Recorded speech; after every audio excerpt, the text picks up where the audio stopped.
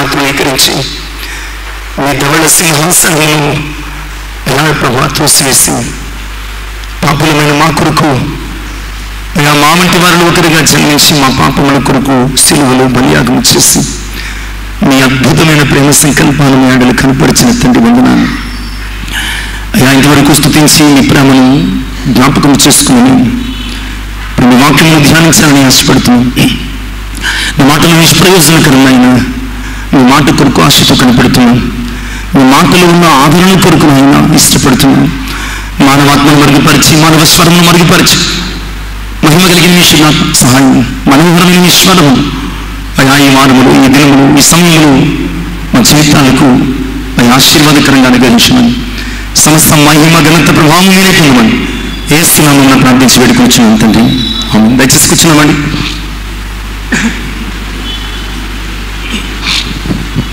దేవునికి మహిమ కలుగును గాక. దేవుని ప్రేమించి ఆయన పరిశుద్ధ సన్నిధిని ఆశతో ఆసక్తితో చేరివచ్చిన ప్రియ విశ్వాసులందరికీ మన ప్రభువును ప్రియరక్షకుడైన యేసుక్రీస్తు వారి పరిశుద్ధ నామంలో శుభాలు తెలియజేస్తున్నా.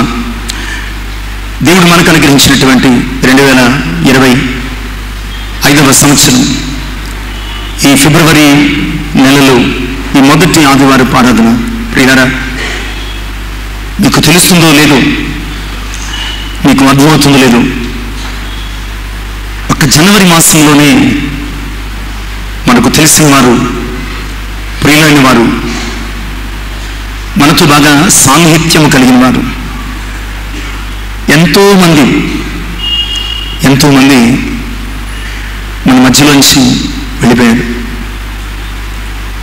ఒక్కొక్క మరణాన్ని చూస్తున్నప్పుడు, ఒక్కొక్కరు మనల్ని విడిచి వెళ్ళిపోతున్నప్పుడు, ఇంకా మార్పు చెందని జీవితాలతో ఎంతకాలము మనము బతుకుతామో తెలియనటువంటి ఈ ప్రయాణంలో మరొక మారు దేవుని సన్నిధిలో మనం ఉన్నామంటే అది నీ అందము, నీ బలము, నీ డబ్బు, నీ జ్ఞానము, నీ తెలివి, నీ ఆరోగ్యము కాదు. నీటి బుడగ వంటి జీవితం, వట్టి ఊపిరి కంటే అలకలగా ఉన్నటువంటి బతుకులు, ఉరకనే అడవి పువ్వు పోయినట్లు పూసి అంతలోనే వాడిపోయే అనుభవాలు కలిగిన మన జీవితంలో ఒక్కసారి ఆ మరణాలను జ్ఞాపకం చేసుకుంటూ ఇంకా జీవించుకున్నటువంటి మనము జ్ఞాన హృదయం కలిగి ఉండుట, మన దినములు లెక్కించడం నేర్చుకోవడం ఎంతైనా అవసరమైనది. ఇంకా ఆ కోపములతోనే, ద్వేషములతోనే, ఇంకా ఆ అసూయతోనే, బలహీనతలతోనే, మానవ సంబంధమైనటువంటి ఆలోచనలతో మనము అటు ఇటు తిరుగులాడుతున్నామేమో ఆలోచించండి.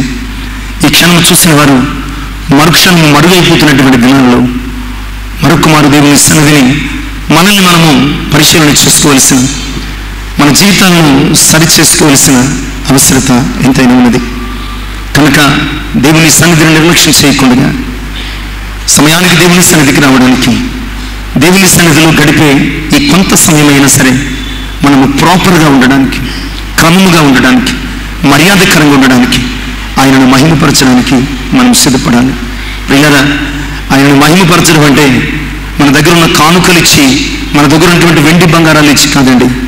మన జీవితంలో ఒక క్రమమైనటువంటి స్థితినిచ్చి ఆయనను మహిమపరచాలి. ఆయన సన్నిధి పట్ల ఆసక్తితో ఆయనను మహిమపరచాలి. ఆయన మందిరంలో ఆయనను ఆరాధించు రీతితో మనం ఆయనను మహిమపరచ బద్దలమైన. కనుక ప్రియులారా, ఇకనైనా మనము దేవుని మందిరానికి సమయానికి రావడానికి నేను 31వ రాత్రి ఒక తీర్మానం చేసుకోమని చెప్పాను. ఏ తీర్మానం అండి? అది డిసెంబర్ మాసం 31వ తారీఖు వాచ్ నైట్ సర్వీస్లో ఒక తీర్మానం చేసుకోమని చెప్పాను. ఏం తీర్మానం అండి? ప్రభా, ఏమి గొప్ప గొప్ప కార్యాలు నేను చేయలేను, కానీ కనీసం ఈ 2025 నుంచి 10 గంటల కంటే నేను 10 గంటలకు ఆరాధనకు వస్తాను. చాలా చిన్న తీర్మానం అండి. నీ వెండి, నీ బంగారము, నీ ఆస్తులు, నీ పాస్తులు ఏది అవసరం లేదు. కనీసం అట్లీస్ట్ దేవుని సన్నిధికి నేను కనీసం సమయానికి రాగలుగుతాను ప్రభా అని వచ్చిన తీర్మానం తీసుకోమన్నాను. ఎంతమంది తీసుకున్నారు?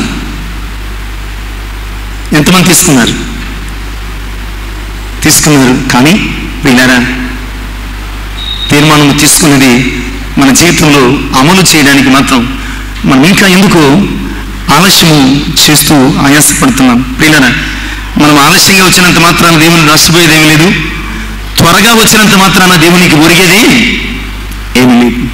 కనుక మనము ఆలస్యంగా వస్తే పోగొట్టుకునేవి ఎక్కువ దేవుని సన్నిధికి, త్వరగా వస్తే పొందుకునేవి మరింత ఎక్కువ.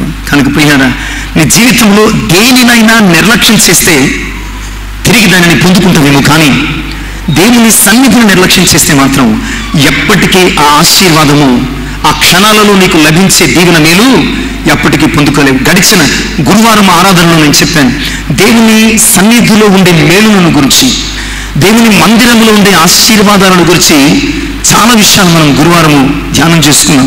అందుకని చెప్పాను, నేను ఆదివారం వచ్చాను కదా, గురువారం రావసరం లేదని ఎప్పుడు అనుకోకండి. ఆదివారపు ఆరాధన ఎంత ఆశీర్వాదకరమో, గురువారపు ఆరాధన కూడా అంతే ఆశీర్వాదకరం. ఏమో, ఒకవేళ నీ కొరకు ఎలాంటి వాక్యాహారాన్ని ఆయన సిద్ధం చేసి ఉంచాడు, మంచం మీద లేవలేని స్థితిలో ఉంటే తప్ప గురువారపు ఆరాధన నీ జీవితంలో చాలా ఆశీర్వాదకరం. కనుక ఆదివారం మాత్రమే కాదు, గురువారము, శుక్రవారపు స్త్రీల ఉపవాస ప్రార్థన. పిల్లల స్త్రీల ఉపవాస ప్రార్థనని స్త్రీలు మాత్రమే రావాలని అనుకుంటున్నారేమో, పురుషులు కూడా చాలా మంది వస్తున్నారు. ఆరాధనకు పురుషులు కూడా చాలా మంది వస్తున్నారు. ప్రియులారా, ఈ సమయంలోనైనా మనం మార్పు చెందకపోతే, ఈ 2025లోనైనా దేవుడు మనకిచ్చినటువంటి అవకాశాన్ని సద్వినియోగపరుచుకోకపోతే ప్రియులారా, ఒకవేళ మన జీవితంలో ఇంకా ఎప్పటికీ మనకు అవకాశము ఉండదేమో. తీర్మానం తీసుకుందాం, సమయానికి వస్తాను ప్రభువా, సమయం అయ్యే వరకు ఉంటాను ప్రభువా, ప్రతి ఆరాధనలో నేను పాల్పంపులు పొందుతాను ప్రభువా. నా జీవితంలో ఇన్ని క్షణాలు, ఇన్ని నిమిషాలు, ఇన్ని గంటలు, ఇన్ని దినములు, ఇన్ని వారాలు, ఇన్ని సంవత్సరాలు ఏ యోగ్యత లేకుండా నాకు ఇచ్చావు అయ్యా, ఇదిగో నువ్వు ఇచ్చినటువంటి సమయంలో కొంత నీకు ఇస్తాను ప్రభు అని దేవుని సన్నిధిలో సమయానికి రావడానికి, ప్రతి ఆరాధనలో పాలుపంపులు పొందుకోవడానికి మనమందరం కూడా ఆసక్తి కలిగిన వారమై ఉండాలని మరి మారు ప్రభు పక్షంగా మీకు తెలియజేస్తున్నాను. ప్రభునందు ప్రియులారా, ఈనాటి ధ్యానము కొరకు ఏర్పాటు చేయబడినటువంటి వాక్య భాగాలు యెషయా గ్రంథము 25వ అధ్యాయం మొదటి 3 వచనాలు, యోహాను సువార్త 16వ అధ్యాయం 29 నుంచి 33 వచనాలు. యోహాను సువార్త 16వ అధ్యాయం 33వ వచనాన్ని మనం చదువుకుందాం. నా యందు మీకు సమాధానము కలిగినట్లు ఈ మాటలు మీతో చెబుతున్నాను, లోకములో మీకు శ్రమ కలుగును, ఆయనను ధైర్యం తెచ్చుకోండి, నేను లోకమును జయించి ఉన్నానని చెప్పాను. చాలా అద్భుతమైనటువంటి మాట, ప్రతి క్రైస్తవుడు అర్థం చేసుకోవాల్సినటువంటి మాట. ఒకవేళ ఎవరైనా మీతో ప్రభు దగ్గరికి రండి, మీకు సమస్యలు తీర్చబడతాయి, అప్పులు తీర్చబడతాయి, బలహీనతలు తొలగించబడతాయి, ఇంకా ఏదో మేలు కలుగుతుంది, దీవెన కలుగుతుంది అంటే మీరు నమ్మద్దు. అంటే మరి కలగవండి, కలుగుతాయి, ఖచ్చితంగా కలుగుతాయి.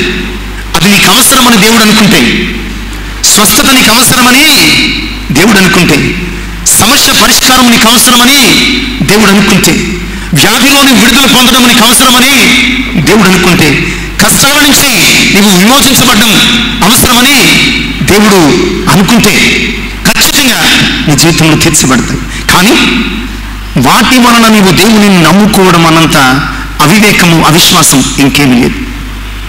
ఎందుకంటే ప్రియులారా, ప్రభువును ఆయన ఎందుకు వెంబడించమన్నాడంటే శ్రమలు, కష్టాలు తొలగిపోతాయని కాదు. కానీ ఈ వచనంలో ఆయన చెప్తున్న మాట 16 యోహాను సువార్త 16:33లో లోకములో మీకు శ్రమ కలుగు. ఆయన చాలా విస్పష్టంగా చెప్తున్నాడండి. మీకు శ్రమ కలగదు అని చెప్పడం లేదు, మీకు బాధ కలగదు అని చెప్పడం లేదు, మీకు వేదన కలగదు అని చెప్పడం లేదు, మీకు అంత సంతోషంగా ఉంటుంది అని ఆయన చెప్పడం లేదు. ఆయన చాలా స్పష్టంగా చెప్తున్న విషయం, ఓ క్రైస్తవ విశ్వాసి, ప్రభువును వెంబడిస్తున్నటువంటి ప్రియమైన వారులారా, లోకములు మీకేం కలుగుతుంది? లోకములు మీకేం కలుగుతుంది? లోకములు మీకేం కలుగుతుంది? అవి బాబు 3 సార్లు చెప్పించేసారని శ్రమ కలిగిపోద్దేమో అనుకోకండి. నువ్వు అనుకోకపోయినా కలిగే శ్రమ కలిగి తీరుతుంది. అందుకని క్రైస్తవుడు ఏం ప్రార్థన చేయాలో తెలుసా? క్రైస్తవుడు ఏం ప్రార్థన చేయాలండి? క్రైస్తవుడు ఏం ప్రార్థన చేయాలి? ప్రభువా నా జీవితంలో శ్రమను కలుగకుండా చూడు, ప్రభువా నా జీవితంలో శ్రమను దూరం చేయి అని ఎప్పుడూ ప్రార్థన చేయకూడదు. అయ్యా శ్రమలలో పట్టుకునే ధైర్యాన్ని నాకి, శ్రమలను ఎదిరించే విశ్వాసాన్ని నాకి, శ్రమలలో నీకు సాక్షిగా బ్రతికే బ్రతుకు నిరీక్షణ నాకి. క్రైస్తవుడు, నిజమైన క్రైస్తవుడు, అయ్యా నాకు ఈ రోగం తీసేయి, అయ్యా నాకు ఈ శ్రమ తీసేయి, అయ్యా నాకు ఈ కష్టాన్ని తీసేయి, అయ్యా నా జీవితంలో ఉన్నటువంటి ఈ యొక్క ఇబ్బందిని తీసేయని అడగకూడదట. మీరు ఏమడగాలండి? అయ్యా నువ్వు నా జీవితంలో అనుమతించినటువంటి ఈ శ్రమను ఎదిరించే శక్తిని, ఈ శ్రమను జయించే విశ్వాసాన్ని, ఈ శ్రమలలో నీ కొరకు తట్టుకుని నిలబడగలిగే నిరీక్షణ నాకు అని ప్రార్థించాలి. ఈరోజు క్రైస్తవులు ఉన్నటువంటి ఒక పెద్ద జబ్బు ఏంటంటే ఎస్కేపిజం అంటే తప్పించుకోవడం మాటండి. పని చెప్తే తప్పించుకుంటాం, ప్రార్థన అంటే తప్పించుకుంటాం, అలాగే శ్రమను కూడా తప్పించుకోవాలని ప్రయత్నం చేస్తూ ఉంటాం. కానీ వాక్యం ఏం చెప్తుందో తెలుసా? నరులటండి శ్రమ పొందుటకే పుడుతున్నారటండి. ఇది ఈనాటిది కాదు. ఆదికాండములో 3వ అధ్యాయంలో 16వ వచనం నుంచి మనం చూస్తే చదవవసరం లేదు. ఆదమవలను చూసి ఆయన ఏమన్నాడు తెలుసా? ఓ అవమా, నీవు ప్రయాసతో పిల్లల్ని కంటావు. ఓ అవమా, నీవు ప్రయాసపడి భూమిని దున్ని పంటలు పండించుకుంటాం. ఇది మానవ జీవితంలో నిర్ణయమైనటువంటి చట్టం. ఎందుకంటే ఈ శ్రమకు కారణం కూడా ఎవరండి? మనమే కారణం. చివరికి మన కొరకు ఆయన మానవునిగా జన్మించినప్పుడు ఆయన కూడా మన కొరకు శ్రమ పడాల్సి వచ్చింది. యెషయా గ్రంథం 53వ అధ్యాయం అంతా కూడా శ్రమా సేవకుని కీర్తన. అంతేకాదు ప్రియులారా, పౌలు భక్తుడు కూడా కొరింథీ 2వ పత్రిక 1వ అధ్యాయం 5వ వచనంలో అంటాడు, క్రీస్తు యొక్క శ్రమలు మాయందు విస్తరించుచూ ఉన్నవి. క్రీస్తు యొక్క శ్రమలు మాయందు విస్తరిస్తూ ఉన్నవి. మన జీవితంలో శ్రమ వచ్చిందంటే ప్రియులారా, దాని అర్థం ఏంటో తెలుసా? శ్రమను దేవుడు మన జీవితంలో అనుమతించాడు అని అర్థం. అనుమతించాడు. ఎందుకు మాట? అయ్యో దేవుడు శ్రమలు అనుమతిస్తాడా? ఖచ్చితంగా అనుమతిస్తాడు. మన జీవితంలో కొన్ని పాఠాలు నేర్పడానికి, మన జీవితంలో ఆయన స్వరూపం ఏర్పడడానికి, మన జీవితంలో మనము క్రమపరచబడడానికి కొన్నిసార్లు ఆయన ఖచ్చితంగా మన జీవితంలో శ్రమను అనుమతిస్తాడు. ఆయన శ్రమను మన జీవితంలో అనుమతించాడంటే దాని అర్థం ఆయన మనల్ని ఎన్నుకున్నాడని, ఆయన మనల్ని పిలుచుకున్నాడని, ఆయన మనల్ని వాడుకోబోతున్నాడని, ఆయన తన స్వరూపంలోనికి మనల్ని మలుచుకోబోతున్నాడని ఆయన శ్రమను మన జీవితంలో అనుమతించాడు. ప్రియులారా, ఆయన అంటున్నాడు, నిన్ను ముట్టువాడు నా కనుగుడ్డును.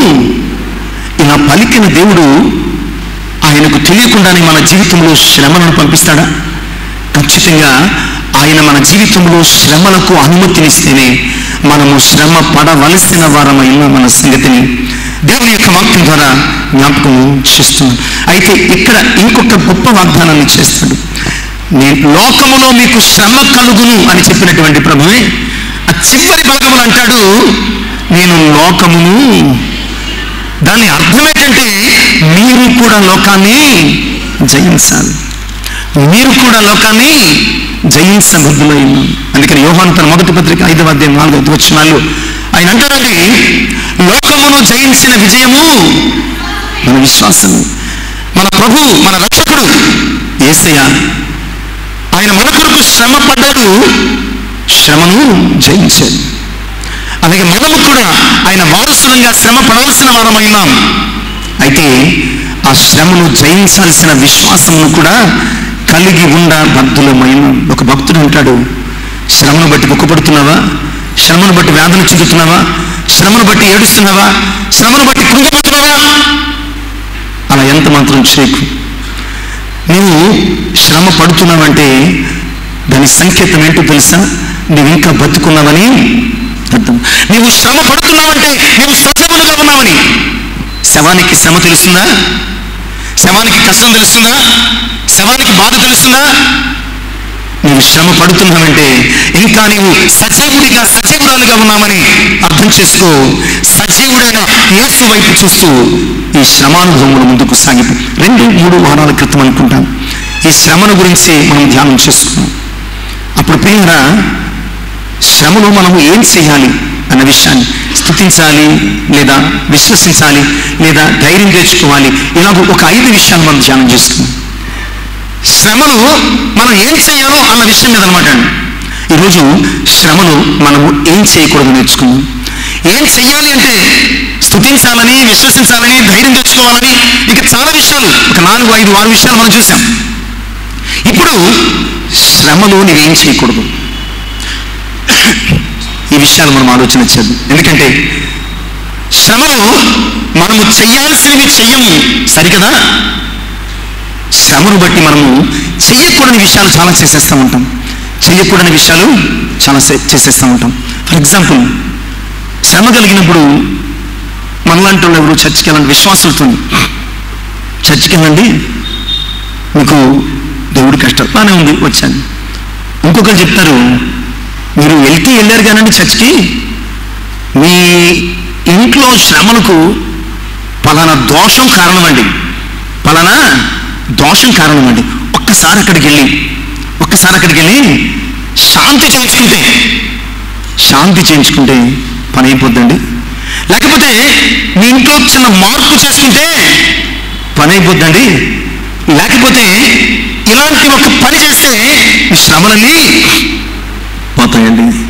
ప్రియులరా, అలా చెప్పినోడికి, అలా చేస్తానన్నోడికి కూడా ఏమున్నాయి? శ్రమలు ఉన్నాయి. అలా నీకు చెప్పినోడికి శ్రమలు లేకుండా శాంతి ఏదో చేస్తానన్నాడు కదా, వాడికి కూడా ఏమున్నాయి? శ్రమలు ఉన్నాయి. కనుక ప్రియులరా, శ్రమలను బట్టి నువ్వు భయపడకూడదు. శ్రమలను ఏం చేయకూడదు, మనకున్న సమయాన్ని బట్టి శ్రమ పడకుండా ఒక 6-7 విషయాలు మనము ఆలోచన చేద్దాం. మనకు బాగా తెలిసినటువంటి అంశం, ఎప్పుడు శ్రమ అంటే ఈ మాట చదువుకోకుండా ఉన్నాం. ఏమాటండి? రిఫరెన్స్ సామెతలు 24:10. శ్రమలో ఏం చేయకూడదు? మొట్టమొదటి విషయం అనమాట అండి. ఏం చేయకూడదండి? శ్రమలో ఏం చేయకూడదు? శ్రమలో మనము కృంగిపోకూడదండి. నీవు జీవించి ఉన్నావు కనుక, నీవు సజీవనంలో ఉన్నావు కనుక, శ్రమ నుంచి నువ్వు బయటపడడానికి, ఎదిరించడానికి ప్రయత్నం చేయాలి. నీవు శ్రమలో కృంగిపోతే శవానికి నీకు పెద్ద తేడా ఏమీ లేదు. ఆ శ్రమను జయించడానికో, ఎదిరించడానికో, దానిని అధిగమించడానికో నీవు ప్రయత్నము చేస్తూనే ఉండాలి. ఆ సామెతల గ్రంథం 24:10 అంటాడు, శ్రమ దినమున నీవు కృంగిన యెడల. మనం కృంగిపోతున్నామా లేదా చెప్పండి.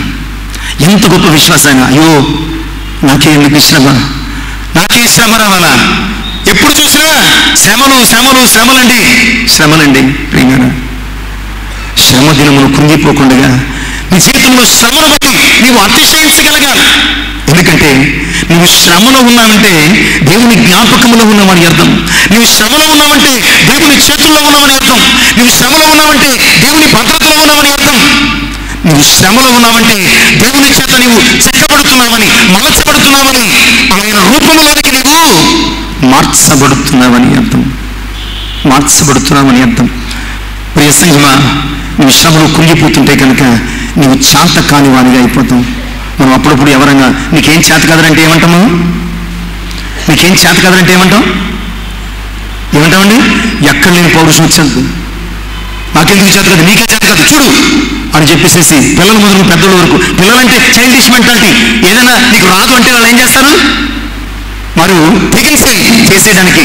నీకు సైకిల్తో కూడా రాదన్నాం అనుకోండి, వీడు నాకు వచ్చి ఎక్కేసి కింద పడిపోతాడు. అదే నీ విజయానికి ప్రారంభం. వాడు ఎక్కేసి తొక్కేసి కింద పడిపోతాడు. అది పడిపోవడం కాదు, తిరిగి లేవడానికి ఒక అవకాశం, మరలా తొక్కడానికి ఒక అవకాశం, అతడు సైకిల్ తొక్కడం నేర్చుకోవడానికి ఒక గొప్ప అవకాశం లభిస్తుంది. ప్రియులారా, ఇక్కడ అదే చెప్తున్నాడు. నీవు చేతకాని వానిగా ఉన్నావా? శ్రమ దినమున కృంగిపోతున్నావా? నువ్వు లేచి ఆ శ్రమతో పోరాడు, ఆ శ్రమను ఎదిరించు, ఆ శ్రమను జయించడానికి నీవు సిద్ధపడు. ఎందుకంటే శ్రమ దినమున నీవు చేయకూడని చాలా ప్రధానమైన విషయం, నువ్వు కృంగిపోకూడదు. నువ్వు కృంగిపోకూడదు. నీ ఇంట్లో ఇంకా శక్తి ఉంది, నీ మనసులో ఇంకా దమ్ము ఉంది, నువ్వు శ్రమతో పోరాడగలిగే ఓపిక ఉన్నది. శ్రమతో పోరాడు, దాన్ని ఎదిరించు, అప్పుడు విజయము నీ సొంతమవుతున్న సంగతిని జ్ఞాపకం చేయి. మరి శ్రమ దినమున కృంగిని ఎడల చేత కాని వాడు కృంగిపోకుండా ఏం చేయాలి అంటే, ప్రియులారా, అక్కడ ప్రభువే చెప్తున్నటువంటి మాట 16వ అధ్యాయం 33వ వచనములో, లోకములో మీకు శ్రమ కలుగును, ఆయనను ధైర్యము తెచ్చుకో. నీవు శ్రమ దినమున కృంగిపోకుండా ధైర్యం తెచ్చుకో. శ్రమ నిన్ను చూసి కృంగిపోయేలా జీవించు. శ్రమను చూసి నువ్వు కృంగిపోవడం లేదు. నిన్ను చూసి శ్రమ ఏమవ్వాలండి? కష్టం ఏమవ్వాలి? నీ బలహీనత ఏమవ్వాలి? నిన్ను చూసి శ్రమ, కష్టము, బలహీనత కృంగిపోవాలి. చాలాసార్లు వైకల్యం కలిగిన వారిని చూస్తామండి. కొంతమందికి చూపు ఉండదు. వారు ఎంత అద్భుతంగా పాడతారో తెలుసా? ఎంత అద్భుతమైనటువంటి వారములో బుధవారము, మంగళవారము 1-2 వారాలు అలా వెళుతుంటే, అప్పుడప్పుడు జూనియర్ కాలేజ్ దగ్గర, అప్పుడప్పుడు మార్కెట్ సెంటర్లో, అప్పుడప్పుడు ఓల్డ్ బస్ స్టాండ్ దగ్గర 4-5 కలిసిన ఒక టీం ఉంటుందండి. అందులో వైకల్యం కలిగిన వారు, మోస్ట్లీ గుడ్డివారు ఉంటారు. వాళ్ళు ఎంత చక్కగా కీబోర్డ్ ప్లే చేస్తారు, ఎంత చక్కగా ప్యాడ్స్ ప్లే చేస్తారు, ఎంత చక్కగా శ్రావ్యంగా పాడతారు. విన్నారా? ఎప్పుడైనా విన్నారా? ప్రియులారా, వారిని చూసినప్పుడు వారి వైకల్యం కూడా చిన్నబోతుందండి. వారిని చూస్తున్నప్పుడు వారి వైకల్యం కూడా చిన్నబోతుంది. మనము సిగ్గుపడే పరిస్థితి వస్తుంది. అంత శ్రమ వారి శరీరంలో ఉన్నది. వారికి కాలో చెయ్యో లేదు, వారికి కళ్ళు కనిపించవు. అయినప్పటికీ వారి శరీరంలో ఉన్నటువంటి శ్రమను ఎదిరించి జయించి వారు అద్భుతంగా పాడగలుగుతున్నారు. నీకు అన్నీ ఉండి నువ్వెందుకు శ్రమలో కుంగిపోతున్నావు? నీకు అన్నీ ఉన్నాయి, అయినా నువ్వు ఎందుకు శ్రమలో కుంగిపోతున్నావు? అది నీ చేతకానితనం అని గుర్తు చేసుకో. ఒక గుడ్డివాడు పాడుతున్నాడు, ఒక కుంటివాడు గెంతులు వేస్తున్నాడు. వైకల్యం కలిగిన వారు అనేక మంది తమకు దేవుడు ఇచ్చినటువంటి తలాంతులను బట్టి సంతోషిస్తున్నారు. నీవెందుకు నీ శ్రమను బట్టి కృంగిపోతున్నావు? ఎందుకు నీ శ్రమను బట్టి కృంగిపోతున్నావు? వీళ్ళ చేతులు లేని వ్యక్తి కాళ్ళతో చక్కటి పెయింటింగ్స్ వేస్తున్నారండి. కాళ్ళు చేతులు లేని వ్యక్తి నోటితో బ్రష్ పట్టుకుని చక్కటి చిత్రాలు గీస్తున్నారు. కాళ్ళు ఉన్నాయి, చేతులు ఉన్నాయి, నోరుంది, చూపు ఉంది, చెవులు వినబడుతున్నాయి. ఆయనను నువ్వెందుకు కృంగిపోతున్నావు? ఎందుకంటే నీవు చేతకాని వాడిలాగా ఆలోచిస్తున్నావు. నేను చేయగలను అన్నటువంటి ధైర్యం నీకు లేదు. నేను చేసి నిరూపించుకోగలను అన్నటువంటి నమ్మకం నీకు. ఏమీ లేని వారు అన్నీ చేయగలుగుతుంటే, అన్నీ ఉన్న నీవు జ్వరం వచ్చిందండి అని మూలుగుతూ ఏడు చేసి ప్రార్థన చేయమని చెప్పడం ఏంటి? ప్రార్థన చేయొద్దు అని చెప్పం. తుమ్ము వస్తే ప్రార్థన, దగ్గు వస్తే ప్రార్థన, జ్వరం వస్తే ప్రార్థన, చిన్న బాధ వస్తే ప్రార్థన. ఎప్పుడు ప్రభు నా కొరకు, నీ కొరకు నన్ను వాడుకోమని ప్రార్థన చేయం. ఎప్పుడు ఈ దినములో నాయన నీ చిత్తం ఏంటని ప్రార్థన చేయం. ఎప్పుడు ప్రభు కొరకు మన జీవితాన్ని సమర్పించుకుని ప్రార్థన చేయి. ఈ మనిషి అన్న తర్వాత జ్వరం రాదా? మనిషి అన్న తర్వాత జలుబు చేయదా? మనిషి అన్న తర్వాత దగ్గు రాదా? మనిషి అన్న తర్వాత నీరసం రాదా? నీరసం వచ్చిందని గంట సేపు ప్రార్థన చేస్తావు, కానీ ప్రభు నన్ను వాడుకోమని 5 నిమిషాలు ప్రార్థన చేయి. 5 నిమిషాలు ప్రార్థన చేయి. అన్నీ ఉన్నటువంటి ఆత్మీయ వైకల్యము కలిగిన చేతకాని వాళ్ళ ఉన్నాం మనం. అన్నీ ఉన్నాయి, కానీ కానీ ఆత్మీయ వైకల్యంతో ఓ చేతకాని బతుకులు బతుకుతున్నటువంటి ఓ ప్రియ విశ్వాసి, శ్రమ దినమున నువ్వు నిజంగా కృంగిపోతే నువ్వు చేతకాని వాడివి. కృంగిపోకుండా లోకములో మీకు శ్రమ కలుగుతుంది కనుక మీరేం చేయాలి? ధైర్యం తెచ్చుకోండి, ఎదిరించండి, పోరాడండి. విజయం మీ సొంతము అయిపోతుంది. విజయము మీ సొంతం అయిపోతుంది. కనుక నీ శ్రమలో నీవు చేయకూడని పని ఏంటి? నీవు కృంగిపోకు. ఇక రెండవ అంశం, ఆదికాండము 16వ అధ్యాయం 6వ వచనం. ఆదికాండము 16:6. అందుకు అబ్రాహాము, ఇదిగో నీ దాసి నీ చేతిలో ఉన్నది, నీ మనస్సు వచ్చినట్లు దానికి చేయమని సారాయితో చెప్పాను. సారాయి దాన్ని శ్రమ పెట్టినందున ఆమె యొద్ద నుండి అది పారిపోగా. రెండో విషయం చెప్తున్నాను. మొదటి విషయం, నీవేం చేయకూడదంటే శ్రమలో కృంగిపోకు. రెండో విషయం, శ్రమలో నీవు ఏం చేయకూడదండి? పారిపోకు. ఓ ఎగ్జాంపుల్ చెప్తాను. చిన్నప్పుడు మమ్మల్ని స్కూల్కు దేనికో పంపించడం మా నాన్నగారు ఏం చెప్పారంటే, మరి జాగ్రత్త కుక్కలు ఉంటాయని వాడు, జాగ్రత్త కుక్కలు ఉంటాయి. కుక్కలు ఉంటే ఏముంది? కుక్కలు ఉంటాయి, అది నిన్ను చూసి లేచి మురుగుతుంది, నువ్వేం చేస్తావు? లేచి మురిగితే పారిపోతాం, లేచి మురిగితే పారిపోతాం. అదే నువ్వు చేయకూడదు. నువ్వు పారిపోతే కుక్కని ఏం చేస్తుంది? కరిచేస్తుంది ఏంటి? తరమదేటి? నువ్వు పారిపోతే కుక్క ఏం చేస్తుంది? నిన్ను తరుముతుంది. అది తరుముతుందని చూసి మరి నీవు ఇంతగా పారిపోతూ ఉంటాం. చివరికి అది నిన్ను పిక్క పట్టుకుని కరుస్తుంది. శ్రమ కూడా అంతే. శ్రమ కూడా అంతే. శ్రమను చూసి నీవు పారిపోతున్నంతసేపు కూడా శ్రమ నిన్ను తరుముతుంది. అది నిన్ను పట్టుకోవడానికి చూస్తుంది. అది నీకు హాని, కీడును కలుగు చేయడానికి ప్రయత్నిస్తుంది. కనుక ఏం చేయాలని చెప్పేవారంటే, పారిపోకుండా అక్కడే ధైర్యంగా నిలబడి ఆ పక్కన ఉన్న రాయో కర్రు పట్టుకుని దాన్ని కొట్టు. శ్రమలో నీవు శ్రమను కొట్టేవాడిగా ఉండాలి తప్ప శ్రమ చేత కొట్టబడే వ్యక్తిగా ఉండకూడదు. శ్రమను చూసి నీవు పారిపోకూడదు. అది పిరికితనం. శ్రమను చూసి నీవు పారిపోకూడదు. ప్రియులారా, ఈరోజు శ్రమ నుంచి పారిపోవాలని చాలామంది చూస్తున్నాం. ముఖ్యంగా క్రైస్తవ విశ్వాసులుగా మనం ఏం చేస్తున్నాం తెలుసా? శ్రమ కలగకుండా ఉండాలని, శ్రమలోంచి పారిపోవాలని, శ్రమ నుంచి దూరంగా వెళ్ళిపోవాలని, శ్రమలు లేని ప్రపంచాన్ని నిర్మించుకోవాలని క్రైస్తవులుగా మనం తపన పడుతున్నామండి, తపన పడుతున్నాం. కానీ వాక్యం ఏం చెప్తుందంటే, శ్రమలో నీవు పారిపోకు, తిరగబడు శ్రమ మీద, శ్రమను ఎదిరించు, శ్రమతో పోరాడు, విజయం నీ సొంతము అయిపోతుంది. ఆ 16వ అధ్యాయం 9వ వచనంలో శ్రమను బట్టి పారిపోతున్న హాగరుకు ఆ దూత ఒక చక్కటి సొల్యూషన్ ఇస్తుందండి. అప్పుడు యెహోవా దూత, నీ యజమానురాల దగ్గరికి తిరిగి వెళ్ళు, ఆమె చేతి కింద అణిగి ఉండు. నీ శ్రమలో చేయాల్సిన పని, శ్రమలో నీ జీవితంలో దేవుడు ఎందుకు అనుమతించాడు తెలుసా? నీవు విధేయతను నేర్చుకోవడానికి. నీ శ్రమలో నీ దేవునికి విధేయత కలిగి ఉండు. నీ శ్రమలో ఎందుకు మాట చెప్పానంటే, ఆమె శ్రమ నుంచి పారిపోతున్నాను అనుకున్నది తప్ప ఆమె ప్రయాణంలో ముందున్నదేంటి? ఆమె ప్రయాణంలో ముందున్నదేంటండి? మరింత భయంకరమైన మరణకరమైన శ్రమ, మరణకరమైన శ్రమ. అందుకని ఆమెతో చెప్తున్నాడు, నీ యజమానురాల దగ్గరికి తిరిగి వెళ్ళు. నీ శ్రమకు కారణం ఏంటో తెలుసా? నీ శ్రమకు కారణం ఏంటి? నీ అవిధేయత.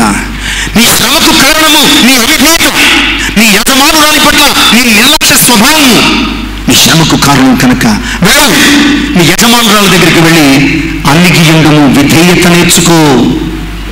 శ్రమలు మనకు విధేయత నేర్పించడానికి వస్తాయి. కనుక శ్రమలను మనము ఎంత మాత్రం కూడా పారిపోకుండా విధేయత కలిగిన వారమై దేవుని చేతికి మనం ఏం చేయాలండి? అప్పగించుకోవలసిన భక్తులమైన. అలా అప్పగించుకుంటే కనుక యెషయా గ్రంథం 25వ అధ్యాయం 3వ వచనం, యెషయా గ్రంథం 25 మనం చదువుకున్న మొదటి భాగం చదవండమ్మా. భీకరులు ఊపిరి గోడకు తగులు గాలివాన వలె ఉండగా నీవు బీదలకు శరణ్యముగా ఉంటివి.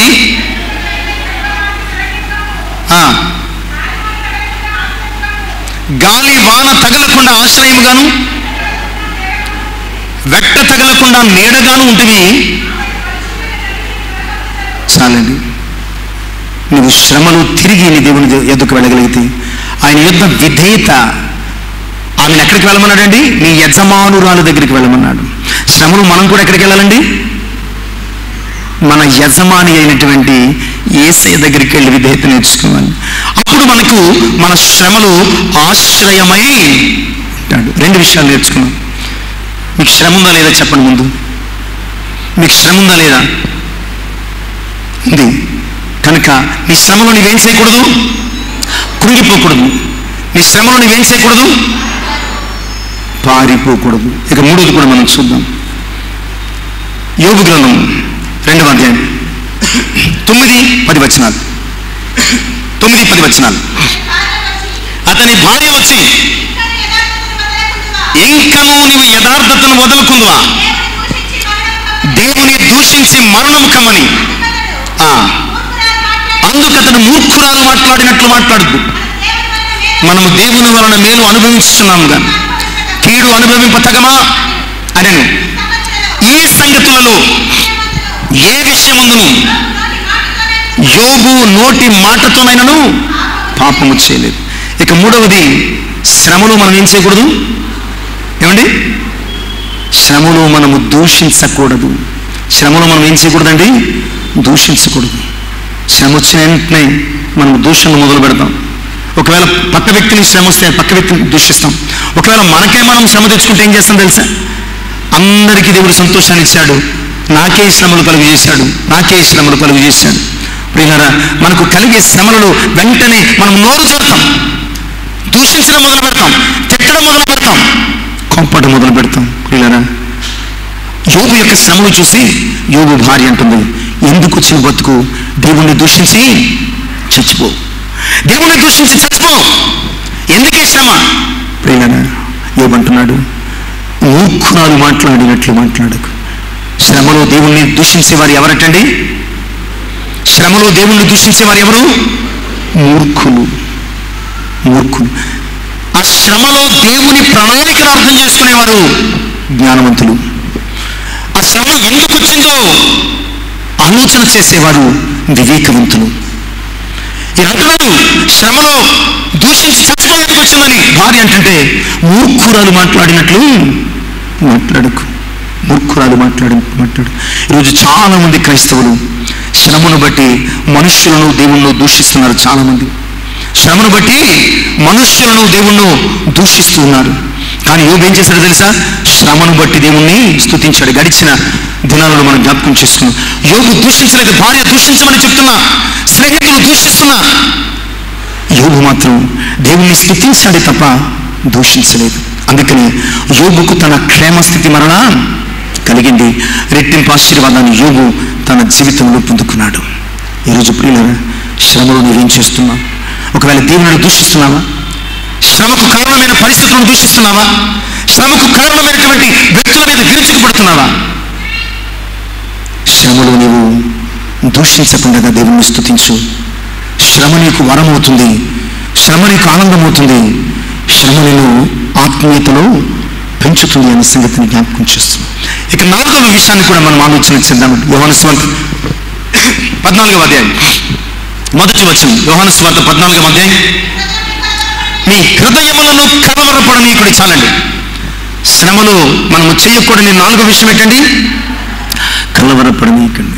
చిన్న శ్రమ కలిగితే కంగారు పడిపోతాం, చిన్న శ్రమ కలిగితే కలవరపడిపోతాం, చిన్న శ్రమ కలిగితే చివురు కాకులాగా వణికిపోతాం. కానీ ప్రభు శిష్యులకు చెప్తున్నాడు, ఇదిగో మీకు శ్రమ కలగబోతుంది, నేను మిమ్మల్ని విడిచి వెళ్ళబోతున్నాను, లోకం మిమ్మల్ని శ్రమ పెడుతుంది, హింస పెడుతుంది, దూషిస్తుంది.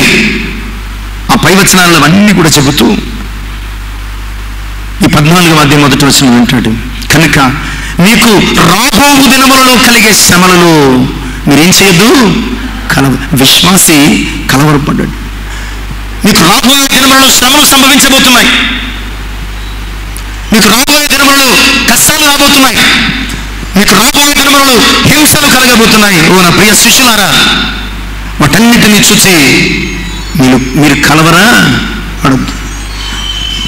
వాటన్నిటిని చూసి మీరు కలవరా పడద్దు. ఏం చేయమంటారండి? శ్రమలో కలవరం కాకపోతే కలవరపడద్దు. ఏం చెప్పినాడు తర్వాత వచనాలు మనం చూద్దామండి. దేవుని యందు విశ్వాసం ఉంచుతున్నారు, నా యందును మీరు కలవరపడకుండా నమ్మకం ఉంచండి.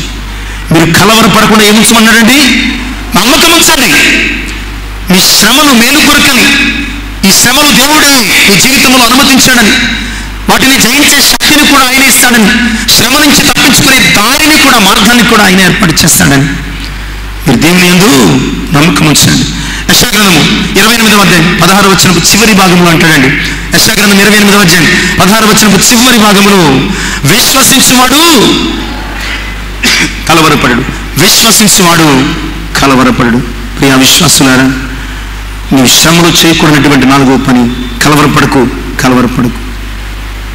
నువ్వు కలవరపడి అటు ఇటు తిరిగిన ఏ సహాయము రాదు. నీవు నిదానించి, వేచి, చూచి దేవుని యందు విశ్వాసముతో ఆ శ్రమను జయించడానికి సిద్ధపడు.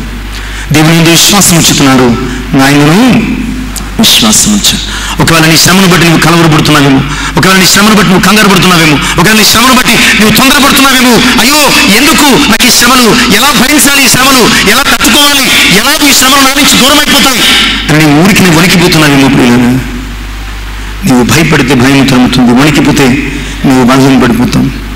ఆ శ్రమలో నీవు కలవరపడకుండా నీ కన్నిటిని చూడగలిగిన యేసు చూడగలిగితే ఆయన నీలో గొప్ప విశ్వాసాన్ని అనుగ్రహిస్తాను. ఇక 5వ విషయాన్ని మనం చూద్దాం. నిర్గమకాండం 16వ అధ్యాయం 2వ వచనం. నిర్గమకాండము 16వ అధ్యాయం 2వ వచనం. ఆ అరణ్యములో ఇశ్రాయేలీయుల సమాజం అంతయు మోషే అహరోనుల మీద సణిగెను. చాలండి. ఆ అరణ్యములో ఇశ్రాయేలీయులందరూ మోషే అహరోనుల మీద సణిగారు. ఎన్నో అధ్యాయం అండి ఇది? 16వ అధ్యాయం. ఎందుకు సణిగారట? 3వ వచనం చెప్తుంది, వారికి ఆహారము లేని కారణం చేత సణిగారటండి. వాళ్ళు అంటున్నారు, మేము ఐగుప్తులో ఉన్నప్పుడు మాంసము వండే కొండల దగ్గర కూర్చుని తృప్తిగా ఆహారం తిన్నాము, ఇక్కడ తినడానికి తిండి కూడా లేదు. ఒక్క పూట అన్నం లేకపోతే సనిగే జనాంగం మనం.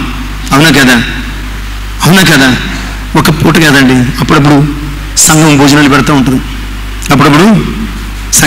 పెడుతూ ఉంటుంది. సంఘానికి ఏం తెలుసు? ఆదివారం వచ్చినట్లు వస్తారనుకుంటుంది. ఆదివారం ఎంతమంది వస్తున్నాం? 700 మంది 800 మంది వస్తాం. సంఘం ఏమనుకుంటారు పెద్దలు? 800 మంది వస్తారు, మహా అయితే ఇంకో 100-200 పెరుగుతారు, 1000 మందికి వేస్తారు. ప్రార్థన అంటే రాని జనాలు భోజనాలు అంటే మామిడి పూత కాసినట్టు విరక్కాసేస్తారు. మరి 1000 మందికి ఇచ్చిన మహా అయితే 1200 మంది సరిపోతాయి, కానీ 1500 మంది వస్తారు. ఆహారం ఆలస్యం అవుతుంది, పెట్టకుండా పంపరు. అక్కడ వండుతూ ఉంటారు. ఈ మహానుభావుడు ఏం చేస్తాడంటే, ఎప్పుడు కనిపించిన ఆదివారం ఈ మహానుభావుడు ఇంకా సనుక్కోవడం మొదలు పెడతాడు. వీడు సనుక్కుంటాడంటే ఇన్ని ఆడిని అందరినీ ఎవరెట్టమన్నాడు భోజనాలు? నేను ఎవరమ్మన్నాడు భోజనాలకి? ఎవరెట్టమన్నాడు భోజనాలు? ఏ వడ్డించలేనప్పుడు, వండలేనప్పుడు, సరిపెట్టలేనప్పుడు నాకేం తెలుస్తుంది? సంఘానికి 800 మంది వస్తారు, 1000 మందికి వేసాడు, 1200 మంది తింటారండి. నువ్వు 1500 వచ్చావు అంటే రావద్దని అంటలేదండి. మీరు ఎంతమంది వస్తారు? సంఘానికి ఏముంటుంది? పెద్దలకి ఏం తెలుస్తుందో చెప్పండి. ఊహించి చేయడానికి ఇది వెంటనే సమకూర్చుకునేది కాదు కదా, ఊహించి చేయలేము. అంటే ఒక్క పూట భోజనం దొరకకపోతే, ఒక పూట భోజనం ఆలస్యమైతే ఏం చేస్తాం? సనుక్కుంటాం. మనకంటే ఇశ్రాయేలీలే బెటర్. ఇశ్రాయేల్ ప్రజల జీవితంలో 15వ అధ్యాయంలో దేవుడు అద్భుతం, 14వ అధ్యాయంలో ఒక అద్భుతం చేశాడు, 15వ అధ్యాయంలో ఒక అద్భుతం చేశాడు. 14వ అధ్యాయంలో ఎర్ర సముద్రాన్ని పాయన చేశాడు, 15వ అధ్యాయంలో మారాన్ని మధురంగా మలిచాడు. 4 అడుగులు వేసేసరికి ఆకలేసిందట. 4 అడుగులు వేసేసరికి ఆకలేసింది. ఇదిగో మేము ఐగుప్తులో ఉన్నప్పుడు ఒకప్పుడు మాంసము వండుకునే కుండల దగ్గర కూర్చొని తృప్తిగా తిన్నామండి. ఇప్పుడు మాకు అన్నం కూడా లేదు. వీళ్ళరా దేవుని కార్యాలను మర్చిపోయారు. దేవుని మీద సనుకోవడం మొదలు పెట్టారు. దేవుని మీద సనుకోవడం. ప్రియులరా, నువ్వు చేయకూడని 5వ పని ఏంటి తెలుసా? శ్రమలో ఎంత మాత్రం కూడా సనగకు. ఇశ్రాయేలు జీవితంలో సనిగి సంహారకుని చేత నశించిపోయారటండి. హెబ్రీ పత్రిక 3వ అధ్యాయం చెప్తుంది. ఇశ్రాయేలు ప్రజల్లో అనేకులు సనగి క్రైస్తవునికి ఉండకూడని పెద్ద జబ్బు ఏంటో తెలుసా? సనిగితే విశ్వాసిగా నీవు చచ్చిపోయినట్లే. సనిగితే విశ్వాసిగా నీవు చచ్చిపోయినట్లే. వ్యక్తిగా విలువలను కోల్పోయినట్లే. శ్రమలు సనగకూడదటండి. మరి ఏం చేయాలి చూద్దాం. ద్వితీయోపదేశకాండం 7:19 వచనం. ద్వితీయోపదేశకాండము 7వ అధ్యాయం 19వ వచనం. నీ కన్నులు చూసినా ఆ గొప్ప శోధనలను, సూచక క్రియలను, మహత్కార్యములను, బాహుబలమును, చాచిన చేతిని జ్ఞాపకం చేసుకో.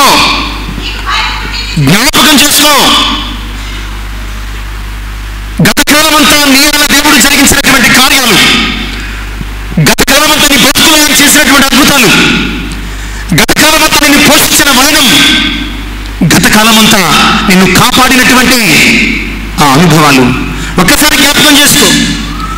ఎర్ర సముద్రాన్ని పాయలు చేసిన దేవుడు నీకు అన్నం పెట్టలేడా?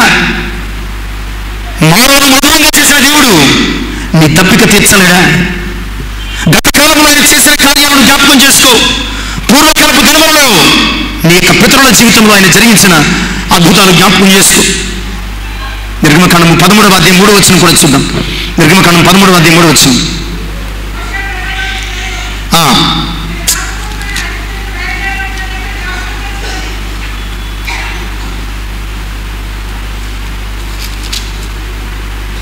మోషే ప్రజలతో ఇట్లనెను, మీరు దాసగృహమైన ఐగుప్తు నుంచి బయలుదేరి వచ్చిన దినమును జ్ఞాపకము చేసుకోండి. యెహోవా తన బాహుబలము చేత దానిలో నుండి మిమ్మల్ని బయటికి రప్పించను. పులిసినదేది తినవద్దు. జ్ఞాపకం చేసుకోమంటాడు ఇక్కడ కూడా. ఏం జ్ఞాపకం చేసుకోండి? తన బాహుబలము చేత ఐగుప్తులోంచి మిమ్మల్ని విడిపించిన, రక్షించిన ఆయన కార్యాలను జ్ఞాపకం చేసుకోండి. నీ కొరతను బట్టి, నీ కొదువును బట్టి, నీ బలహీనతను బట్టి, నీవు అనుభవిస్తున్నటువంటి కొంచెం ఇబ్బందిని బట్టి దేవుని గొప్ప శక్తిని నీవు నమ్మలేకపోతున్నావా? నువ్వు శ్రమలు సనుక్కుంటున్నావా? శ్రమలు సనగకుండగా ఆయన గొప్ప కార్యాలను జ్ఞాపకం చేసుకో. శ్రమలు సనగకుండగా ఆయన ఆశ్చర్య కార్యాలను జ్ఞాపకం చేసుకో. శ్రమలు సనగకుండగా నీ ఎడల ఆయన జరిగించినటువంటి ఆ గొప్ప అనుభవాలను జ్ఞాపకం చేసుకో. ఇశ్రాయేలు ప్రజలు ఎర్ర సముద్రాన్ని పాయలు చేసింది మర్చిపోయారు. మారాను మధురంగా మర్చిపోయారు, సనుక్కుంటున్నారు. మనం కూడా ఎన్నోసార్లు ఆయన అద్భుతాలను, ఆయన ఆశ్చర్య కార్యాలను, ఆయన కృపలను, ఆయన మేలులను మర్చిపోయి చాలాసార్లు సనుక్కుంటున్నాం, అవిశ్వాసులుగా మిగిలిపోతున్నాం. ఆయన అంటున్నాడు, నీవు నీ శ్రమలో సనగకుండగా దేవుని కార్యాలను జ్ఞాపకం చేసుకో. ఇక 6వ విషయం చూద్దాం త్వరగా. యోహాను సువార్త 11వ అధ్యాయం 21వ వచనం 32వ వచనం. యోహాను సువార్త 11వ అధ్యాయం 21:32. మార్త యేసుతో, ప్రభువా, నీవిక్కడ ఉండిన ఎడల నా సహోదరుడు చావకుండా. చాలమ్మా. ఇక 32వ వచనం.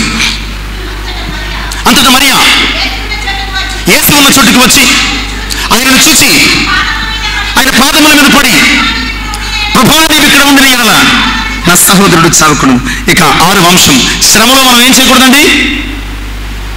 శ్రమలో ఏం చేయకూడదు? ప్రశ్నించకూడదు. నీ శ్రమలో నీవు నీ దేవుణ్ణి ఎప్పుడూ ప్రశ్నించకూడదు.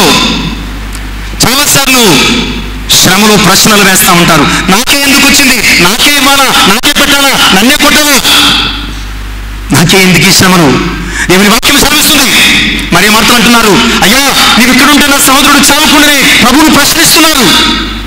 నీవు ఇక్కడ ఉండొచ్చు కదా, వచ్చినప్పుడల్లా ఇక్కడే ఉన్నావు, కష్ట సమయంలో లేకుండా పోయావు, నా సహోదరుడు వ్యాధులు ఉన్నప్పుడు లేకుండా పోయావు. చాలాసార్లు మన శ్రమలలో దేవుని ప్రశ్నలు వేస్తూ ఉంటాం, మన శ్రమలలో దేవుని ప్రశ్నిస్తూ ఉంటాం. ప్రియులారా, మార్తతో అన్నాడు, ప్రశ్నించకుండా నమ్ము అన్నాడు. మరియు అన్నాడు, నీవు నమ్మితే దేవుని మహిమను చూస్తావు. శ్రమలో చాలాసార్లు మనం ప్రశ్నిస్తూ ఉంటాం, ఇప్పుడే రావాలా, నాకే రావాలా, ఎందుకు వచ్చాయి, దేవుడు నన్ను మర్చిపోయాడా, దేవుడు నన్ను శ్రమ పెడుతున్నాడా, రకరకాల ప్రశ్నలు వేస్తూ ఉంటాం మనమున్న శ్రమానుభవాన్ని బట్టి. వాక్యం ఏం చెప్తున్నాడు ప్రియులారా? శ్రమలో నీవు ప్రశ్నించకు, శ్రమలో నీవు ప్రశ్నించు. మరి ఏం చేయాలండి? ఏం చేయాలి చెప్పండి? ఫ్రస్ట్రేషన్ ఏదో బయటికి దింపేసుకోవాలి కదా, ప్రశ్నించు. ఏం చేయాలో చెప్తాను. 11వ అధ్యాయం 39వ వచనం. 11వ అధ్యాయం 39వ వచనం. యేసు రాయి తీసివేయడని చెప్పగా, చదవండి, చనిపోయిన వారి సహోదరైన మార్త, ప్రభువాతడు చనిపోయి 4 దినములైనది కనుక ఇప్పటికే వాసన కుట్టునని ఆయనతో చెప్పారు. శ్రమలు నేను ప్రశ్నించకుండా ఏం చేయాలంటే, ఆయన నీతో చెప్పింది చెయ్యాలి, ఆయన నీతో చెప్పింది చెయ్యాలి. అప్పుడు నీ శ్రమలో గొప్ప విడుదల, గొప్ప మహిమను చూస్తాం. వారి తర్వాత ఆ రాయి తీసినప్పుడు ప్రియులారా, ప్రభు లాజరు బయటికి రమ్మన్నప్పుడు లాజరు బయటకు వచ్చాడు. నీవు కూడా నీ శ్రమలో ఆయన చెప్పింది చేస్తే శ్రమ నుంచి ఆయన నేను బయటికి రప్పిస్తాడు. నీవు కూడా ఆయన చెప్పింది చేస్తే నీ శ్రమ నుంచి ఆయన నిన్ను బయటకు రప్పిస్తాడు. అక్కడ కూడా యోహాను సువార్త 2వ అధ్యాయం, ఒక శ్రమ కలిగింది, ద్రాక్షారసం అయిపోయింది. అప్పుడు యేసు తల్లి మరియ అంటుంది పరిచారకులను చూచి, ఆయన మీతో చెప్పింది, నీ శ్రమలో ఆయన నీతో చెప్పింది చేస్తే శ్రమలో నీవు గొప్ప విడుదల పొందుతావు, విజయాన్ని పొందుతావు. శ్రమని నేమి కూడా చేయలేదు. అక్కడ కానాములో ఆయన వారితో చెప్పింది చేసినప్పుడు నీళ్లు ద్రాక్షారసమయ్యాయి. ఇక్కడ వారు ఆయనతో చెప్పింది చేసి రాయి తీసినప్పుడు మృతుడైన లాజరు బతికి బయటకు వచ్చాడు. నీ శ్రమలో ఆయనను ప్రశ్నించకుండా ఆయన ఈ శ్రమ ద్వారా నీతో ఏదో చెప్పబోతున్నాడు, ఈ శ్రమను బట్టి నీకు ఏదో నేర్పించబోతున్నాడు. కనుక ఈ శ్రమను బట్టి ఆయన నీతో ఏం చెప్తాడో అది చేయడానికి సిద్ధంగా ఉండాల్సిందిగా జ్ఞాపకం చేసి. ఇక 7వ విషయం, రాజుల మొదటి గ్రంథం 19:3-4. రాజుల మొదటి గ్రంథం 19వ అధ్యాయం 3-4 వచనాలు. ఇక్కడ ఒక దిన ప్రయాణం అంతా దైవజనుడైనటువంటి ఏలీ వెళ్ళిపోయి ఒక బదరీ వృక్షం కింద కూర్చుండి ఇలా ప్రార్థన చేస్తాడు, అయ్యా నా పితరుల కంటే నేను గొప్పవాణ్ణి కాడు, ఇంత మట్టుకు చాలను, నా ప్రాణాన్ని తీసేసు. యెజెబెలు మాటలకు భయపడిపోతున్నాడు. శ్రమదినమున మనం ఏం చేయకూడదండి? శ్రమదినమున మనం ఏం చేయకూడదు? భయపడకూడదు. శ్రమదినమున మనం ఏం చేయకూడదండి? భయపడకూడదు. చిన్న శ్రమకైనా నీవు భయపడితే చతికిలు పడిపోతావు. ఎంత పెద్ద శ్రమైనా నీవు ఎదిరించగలిగితే విజయాన్ని పొందుకుంటావు. కనుక ఈ భక్తుని జీవితం ద్వారా దేవుడు మనకు నేర్పిస్తున్న పాఠం, శ్రమలో నీవు భయపడద్దు, శ్రమలో నీవు భయపడద్దు. నీ ఎదుట ఎంత శ్రమ ఉన్నా సరే, నీ ఎదుట ఎంత కష్టమున్నా సరే, నీ ఎదుట ఎలాంటి పరిస్థితి ఉన్నా సరే, శ్రమను చూసి నీవు ఎప్పుడు భయపడద్దు, శ్రమను చూసి ఎప్పుడు భయపడద్దు.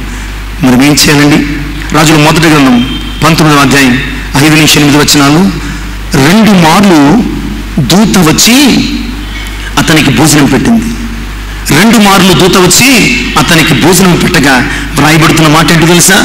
ఎలియా ఆ భోజన బలము చేత 40 రాత్రింపగళ్ళు ప్రయాణించి హోరేబను కొండకు వెళ్ళాడు. శ్రమలో నీవేం చేయాలా? భోజనం చేయాలనకండి. శ్రమలో నీవేం చేయాలంటే భోజనం చేయాలనకండి. దేవుని వాక్యమనే భోజనము చేత బలము తెచ్చుకో.